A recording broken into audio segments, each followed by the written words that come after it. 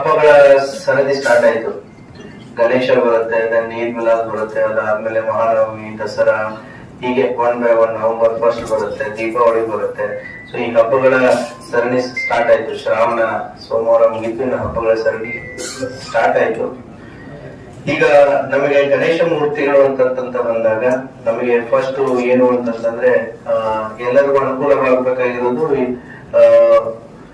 Single window system.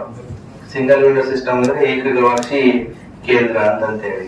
ಈಗ ಸಾರ್ವಜನಿಕ ಗಣಪತಿಗಳನ್ನ ಕೂಡಿಸ್ಬೇಕಾದ್ರೆ ನಿಮಗೆ ಯಾವ್ಯಾವ ಇಲಾಖೆಗಳ ಅನುಮತಿ ಬೇಕಾಗುತ್ತೆ, ಮತ್ತೆ ಯಾವ್ಯಾವ ಇಲಾಖೆಗಳ ಸಹಕಾರ ಬೇಕಾಗುತ್ತೆ.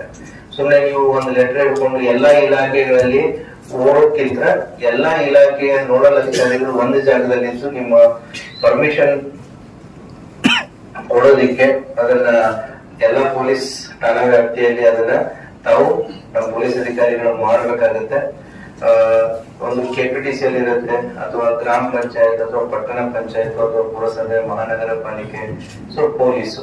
ಸೊ ಹೀಗಾಗಿ ಒಂದು ಪೊಲೀಸ್ ಠಾಣೆಗೆ ಅವರು ಅಪ್ಲಿಕೇಶನ್ ಕೊಟ್ಟರು ಅಂತಂದ್ರೆ ನಿಮ್ಮ ವಿವಿಧ ಇಲಾಖೆಗಳ ಜೊತೆಗೆ ಕೋಆರ್ಡಿನೇಟ್ ಮಾಡಿಕೊಂಡು ಅವರಿಗೆ ಅದನ್ನ ಏನೋ ಅನುಮತಿಯನ್ನು ಕೊಡಿಸುವಂತ ಒಂದು ಕೆಲಸವನ್ನ ಮಾಡಬೇಕಾಗುತ್ತೆ. ಅಷ್ಟೇ ಅಲ್ಲದೆ ಈ ಪ್ರತಿಷ್ಠಾಪನೆ ಮಾಡುವಂತಹ ಸ್ಥಳಗಳನ್ನ ಏನಿದೆ, ಮೊದಲೇ ಸುಮಾರು ವರ್ಷಗಳಿಂದ ಪ್ರಾಕ್ಟೀಸ್ ಇರುತ್ತೆ. ಆ ಪ್ರಾಕ್ಟೀಸ್ ಅನ್ನ ಬಿಟ್ಟು ಡೈವರ್ಟ್ ಆಗೋದು ಬೇಡ. ಸಾರ್ವಜನಿಕರ ಅಡೆತಡೆ ಆಗಿರ್ಬೋದು ಅಥವಾ ಸಂಚಾರಿ ಅಡೆತಡೆಗಳು ಆಗದ ರೀತಿಯಲ್ಲಿ ಸೊ ಅದನ್ನ ಅನುಕೂಲತೆಯನ್ನ ಮಾಡ್ಕೊಳ್ಳಿ. ಅದೇ ರೀತಿಯೂ ಕೂಡ ಈಗ ಮೇನ್ ಇಂಪಾರ್ಟೆಂಟ್ ಪ್ರೊಸೆಷನ್ ರೂಟ್ಸ್ ಗಳು ಇರ್ತವೆ ಸಾರ್ವಜನಿಕ ಗಣಪತಿಗಳು ಎಲ್ಲಾ ಕಡೆ. ಸುಮಾರು 2750 ಆಸ್ ಆನ್ ಟುಡೇ ನಮಗಿರುವಂತಹ ಫಿಗರ್ಸ್ ಸುಮಾರು 2751 ಸಾರ್ವಜನಿಕ ಗಣಪತಿಗಳು